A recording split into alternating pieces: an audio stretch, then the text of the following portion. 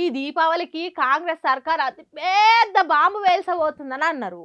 అప్పుడు పేలుతుందో ఏమో అని చూస్తే పేలలేదు. తర్వాత ఉగాది పండుగకు బాంబు వేలడం ఖాయమన్నారు. అప్పుడు కూడా వేలలేదు.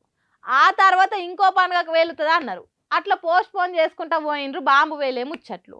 అయితే ఇప్పుడు మాత్రం బాంబు వేలుతుందని చెప్పుకుంటేనే పేల్చేటట్టున్నది కాంగ్రెస్ సర్కారు. మరి గా బాంబు ఏంటిది, అది పేలుతుందా పేలదా అనేది చూద్దాం పాండ్రి. ఫార్ములా ఈ కార్ రేసుల అవినీతి జరిగింది, దానికి కారకుడు కేటీఆర్ అని కాంగ్రెస్ సర్కార్ ఎప్పటి నుంచో చెప్తున్నమాట. అందుకే కేటీఆర్ ను అరెస్ట్ చేసి జైలు వేసే బాంబు వేలుడు ఖాయమన్నారు. వాళ్ళు అన్నప్పుడు వేలిందో లేదో గాని ఈ నడమ పేలేతట్టే కొడుతున్నది. ముచ్చటగా మూడోసారి కేటీఆర్ ను ఏసీబీ ఆఫీస్ కు పిలిచిండ్రు అవినీతి నిరోధక శాఖోళ్ళు. పోయినసారి పిలిచినప్పుడే బీఆర్ఎస్ కార్యకర్తలు కేటీఆర్ అభిమానులు రోడ్ల మీదకి వచ్చిండ్రు, లొల్లి చేసిండ్రు.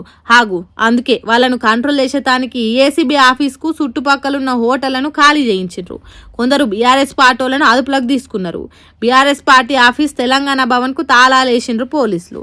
ఇంత పగడ్బందీగా చేస్తున్నారంటే కాంగ్రెస్ సర్కారు వేలుస్తానన్న బాంబిదే కావచ్చునా? కేటీఆర్ని అరెస్ట్ చేస్తారు కావచ్చు అనుకున్నారంతా.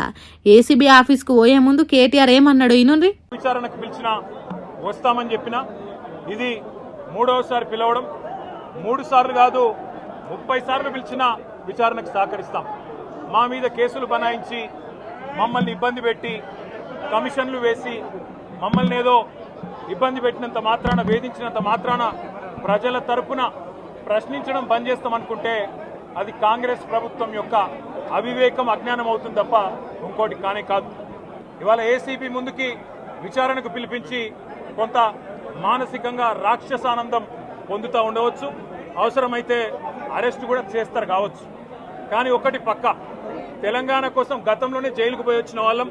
హైదరాబాద్ బ్రాండ్ ఇమేజ్ను పెంచే ప్రయత్నంలో భాగంగా హైదరాబాద్ బ్రాండ్ని కాపాడే క్రమంలో తీసుకున్న ఒక నిర్ణయం వల్ల మళ్ళీ జైలుకు పోవాల్సి వచ్చినా భయపడేది లేదు. ఒకసారి కాదు 100 సార్లు అయినా జైలుకు పోతాం, కానీ వదిలిపెట్టాం కాంగ్రెస్ ప్రభుత్వాన్ని, కాంగ్రెస్ పార్టీని.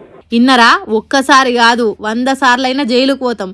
తెలంగాణ కోసం, హైదరాబాద్ కోసం దండ్లాడినోళ్ళం, ఇక్కడి ప్రజల కోసం కష్టపడుతున్నోళ్ళం. అసోంటి మాకు జైలుకు పోవుడు కొత్తేం కాదు. పెట్టుకోండ్రి, ఇంకెన్ని కేసులు పెట్టినా జైలుకు పోతాం, అది తెలంగాణ కోసమే పోతాం అంటుండు. ఇక దీని మీద మంత్రి సీతక్క కేటీఆర్ కు జైలుకు పోవాలని తొందర ఉన్నట్టున్నది, అందుకే అట్లా మాట్లాడుతున్నాడు అని అంటుర్రు. సరే, ఎవరైనా మాట్లాడినా ఫార్ములా ఈ రేస్ కేసు ఎటు దిక్కుపోతుంది, ఆఖరికి ఏ పార్టీకి లాభం చేస్తుంది అనేది ముందే చూడాలిగా.